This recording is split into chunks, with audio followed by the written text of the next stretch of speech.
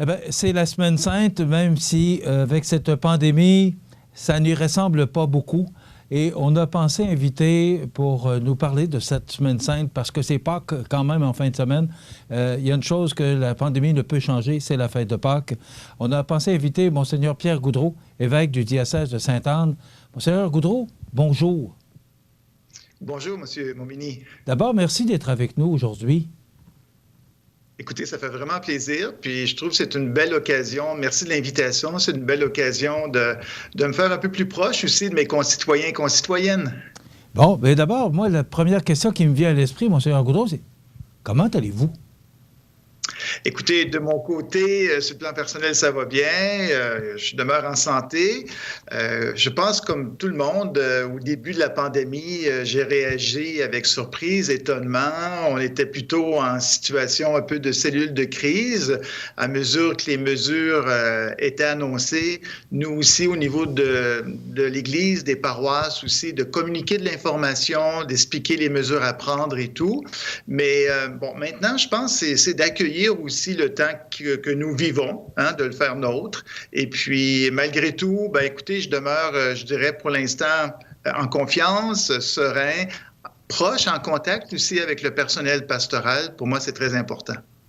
Écoutez, on sait que, justement, vous parlez de votre personnel de la pastorale, vous également, les prêtres, on sait que vous êtes toujours près des gens, mais là, il y a une distanciation sociale qu'on doit faire, qu'on doit respecter de 2 mètres. Comment ça va avec votre équipe pastorale? Comment ils trouvent ça, de cette période de distanciation sociale? Ben, écoutez, je pense que c'est un défi comme pour toute autre personne. Ici même au bureau de l'évêché, on est en effectif très, très, très réduit. Il y a des gens qui travaillent chez eux. On a eu du personnel en pastoral, malheureusement, à qui on a demandé aussi d'être en arrêt de travail temporaire, donc en temps de chômage, comme dans d'autres organisations. Maintenant, ça fait appel aussi à de la créativité. Comment rester proche? Alors, ben, écoutez, on utilise de plus en plus l'Internet, la visioconférence, par exemple, pour, à l'occasion, rencontrer le personnel, de leur demander aussi à chacun et chacune comment ils vivent la période actuelle, est-ce que tout se passe bien pour eux, et puis aussi, ben, comment on peut continuer malgré tout à se faire proche aussi des gens dans les paroisses, un peu partout sur le territoire du diocèse. Alors, ça fait appel à la créativité et, bon, ben, progressivement, je pense qu'on met en place aussi certaines activités, initiatives qui permettent de le faire. Est-ce que tout le monde, parce qu'il y a beaucoup... il y a beaucoup de paroisses. Est-ce que tout le monde est en place partout? Aussi, vous parliez de diminution d'effectifs. S'il y a moins de monde et on centralise plus et on supporte les paroisses tant bien que mal, là, avec les moyens que vous avez à votre disposition? Oui, tout à fait. Au niveau du personnel pastoral salarié, il y a eu une réduction assez importante du personnel. Il y a quand même une personne ou l'autre présente, active en responsabilité dans chacune des régions du diocèse. Et une fois par semaine, ben, on se retrouve par visioconférence, un peu comme en cellule de crise, pour faire le point aussi sur la situation des paroisses, est-ce qu'il y a des besoins nouveaux, quelle initiative on peut mettre de l'avant pour se faire proche des gens également.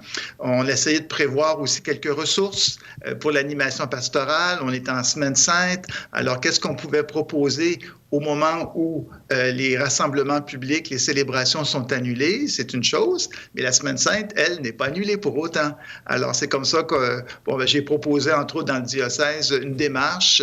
Et d'ailleurs, les médias ont été très généreux de l'accueillir, d'en faire la promotion dans les différents coins du diocèse pour que les gens soient informés. Monseigneur Goudreau, je vous parle de votre équipe pastorale, mais moi, la question qui me vient à l'esprit également, c'est comment se porte notre Église actuellement avec tout ce qui se passe? C'est dur pour tout le monde, pour les fidèles, de pas de célébration, il n'y a pas de funérailles, pas de baptême, il ne se passe absolument rien. Alors, c'est dur pour l'Église et c'est dur aussi pour les fidèles. Oui, tout à fait. Bien, écoutez, on arrive en plus à un moment important de notre vie comme croyants et croyantes, la Semaine sainte, Pâques. Vous avez mentionné, entre autres, des funérailles. C'est difficile pour des familles endeuillées de ne pas pouvoir rendre hommage à l'un des leurs qui vient de décéder. Alors, donc, c'est sûr que c'est tout un ajustement que ça nous demande. En même temps, je pense qu'on s'aperçoit qu'il y a des liens de solidarité, des liens de foi qu'on est appelé comme à vivre autrement, une communion plus grande, que ce soit par les réseaux sociaux, par des appels téléphoniques, par des visioconférences. Alors, c'est là que ça fait appel à notre créativité pour dire, ben, écoutez, il y a des gens qui se réunissent parfois lors de souper en famille à différents coins par visioconférence. Il y a des personnes au niveau de leur foi aussi qui se donnent un temps d'arrêt, par exemple, de partage de la parole de Dieu à 6 ou 8 par visioconférence également, donc pour se ressourcer. Il y en a d'autres qui sont seuls chez eux, qui se donnent un temps de recueillement, de prière, de lecture de la parole de Dieu. Alors, c'est difficile, mais en même temps, je pense qu'on s'aperçoit aussi qu'on a à puiser un petit peu dans des ressources qui sont proposées pour, malgré tout, marcher sur les pas de Jésus dans ce que nous vivons, mais aussi en cette Semaine sainte. Est-ce que vous avez un plan, permettez-moi le mot relance, pour, à partir du moment où vous allez pouvoir aller de l'avant, parce que, bon, il n'y a pas de funérailles, il ne se passe absolument rien. Est-ce que vous avez des demandes? Est-ce que vous avez un plan de mise en marche lorsqu'on pourra retourner dans nos églises? Écoutez, pour ce qui est des funérailles, je pense que ça va de soi. Même les familles elles-mêmes demandaient de reporter la célébration pour leurs proches défunts. Bon, le plan de relance, je pense que pour l'instant, on est plus dans le mode de vivre le moment présent, c'est-à-dire qu'à chaque jour, il y a des situations nouvelles, il y a des besoins, on a de l'accompagnement aussi auprès de certaines personnes à faire, mais c'est clair qu'il va falloir y réfléchir. On ne pourra pas revenir se mettre en piste au service de la mission comme avant. La mission se poursuit quand même différemment, mais en même temps, on est très conscient que après cette pandémie, il y a des personnes qui vont être fragilisées. Il y aura sûrement aussi des soutiens différents à donner, mais il va falloir le prévoir. Mais à ce moment ici, écoutez, personne n'est en mesure de dire clairement quand la pandémie va se terminer. Alors, c'est un peu tôt pour aussi dire quel genre de programme de relance on va avoir, mais il va falloir y réfléchir. On se donne le temps pour l'instant de s'assurer que tout le monde va bien et de bien accompagner les personnes, notamment actuellement dans la Semaine sainte. Est-ce que vous avez l'impression ou ce que vous soupçonnez peut-être une fréquentation de la baisse dans nos églises? C'était déjà commencé. Est-ce que cette situation-là peut accélérer le processus? Ou vous pensez que c'est le contraire? C'est qu'avec justement ce qu'on vient de vivre, qui est unique sur la planète, que les gens vont se rapprocher de nos églises de Dieu ou de... Oui, vous en pensez quoi, vous?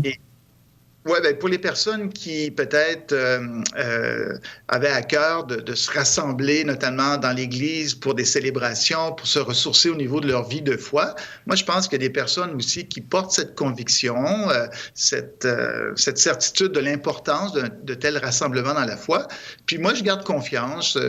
Je me dis qu'après ce moment de pandémie, les gens vont être heureux aussi de se retrouver, de rendre grâce aussi pour ces temps difficiles qui seront terminés. Alors, on prévoit déjà, on est en train de réfléchir aussi sûrement à un moment de rassemblement diocésain pour pouvoir justement exprimer notre joie de se retrouver, d'être ensemble, de dire merci au Seigneur aussi. Alors, moi, je garde confiance que même après la pandémie, il sera possible de se retrouver. On a entendu parler qu'il y a eu un vol à l'église de Saint-Pamphile. Bon, les églises sont toutes fermées et ça donne l'idée aux malfaiteurs de pouvoir procéder.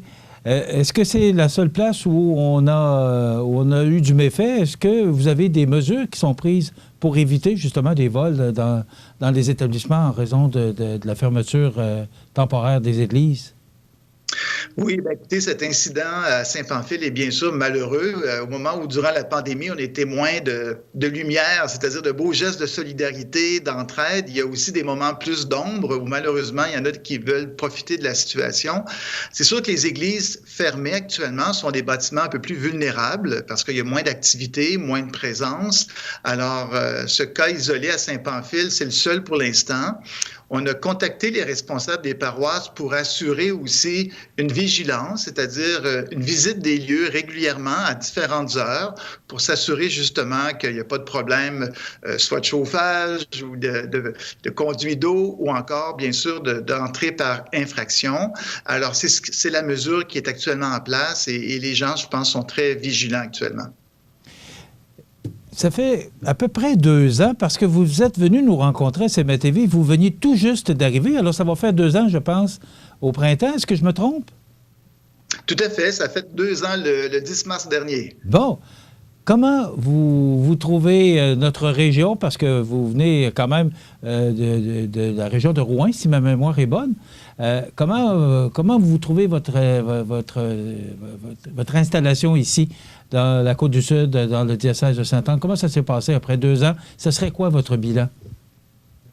Écoutez, après 2 ans, je peux témoigner que je suis un jeune évêque heureux et c'est dû en grande partie, je pense, aux gens d'ici par leur accueil chaleureux, vraiment qui m'a mis vraiment en confiance, de sorte que je trouve les gens très sympathiques puis je me sens déjà chez moi ici. Alors, je prends de plus en plus racine et c'est sûr aussi que j'ai le bonheur avec vous et d'autres de vivre sur un territoire qui est très beau. On a une très belle région ici, alors près du fleuve ou même dans les Hauts.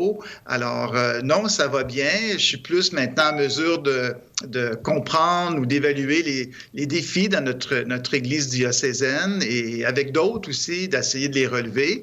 Alors, jusqu'à présent, je peux vous dire que je suis très content d'être ici. M. Goudreau, on va s'arrêter quelques instants et on revient. Après quoi, on vous donnera la parole pour que vous puissiez lancer votre message aux gens qui nous regardent actuellement. Restez avec nous. Je vous rappelle que notre invité aujourd'hui est l'évêque du diocèse de Sainte-Anne, Monseigneur Pierre Goudreau. Monseigneur Goudreau, maintenant, comme c'est la Semaine sainte, on est à quelques jours de Pâques. Malheureusement, pas de rassemblement. C'est le message du premier ministre durant cette pandémie. Alors, quel serait votre message? On vous donne quelques minutes pour que vous puissiez vous adresser aux gens qui nous regardent actuellement.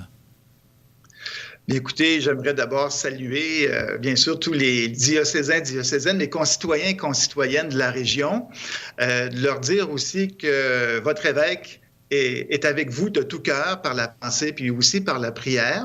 Je vous invite beaucoup à la confiance, que nous marchons vers des temps meilleurs. C'est important de garder courage en ces moments. Et je vous propose même une activité de solidarité. Samedi soir prochain, le 11 avril, ce sera la veillée pascale, la veille de Pâques. Et je vous invite à participer à une activité qui s'appelle « Une bougie à ma fenêtre ». Alors, la bougie, c'est une lumière, c'est un symbole d'espérance, de confiance. Alors, samedi soir, entre 8h et 10h, je vous encourage dans vos maisonnées, dans vos logements, à mettre une petite bougie. Et puis, à mesure qu'on va voir scintiller dans nos villages, dans notre cité, ces lumières, ça va nous rappeler que malgré le confinement, nous sommes ensemble. Alors, c'est un petit peu ce que je vous souhaite et bien sûr de vous souhaiter à chacun et chacune un joyeux temps pascal. Alors, Monseigneur Goudreau, merci d'avoir été avec nous. On va vous souhaiter de joyeuses Pâques. Merci beaucoup, M. Montminy. Et j'espère qu'on se retrouvera bientôt pour parler de choses beaucoup plus positives en raison de cette épidémie, cette pandémie qui nous tombe dessus depuis quelques semaines.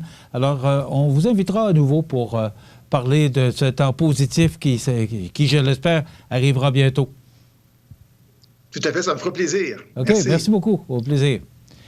Voilà, Monseigneur Pierre Goudreau, évêque du diocèse de Sainte-Anne, c'était notre invité dans le cadre de cette Semaine sainte. On sait que c'est Pâques en fin de semaine, mais que les rassemblements sont interdits. Alors, à chacun sa façon de le faire. Le premier ministre, justement, le premier ministre Legault, qui disait mercredi midi qu'il allait habituellement chez sa mère et que là, exceptionnellement, il allait lui téléphoner. Donc, on va justement imiter le premier ministre Legault. On s'arrête dans quelques instants. José Soucy, les grands titres de l'actualité.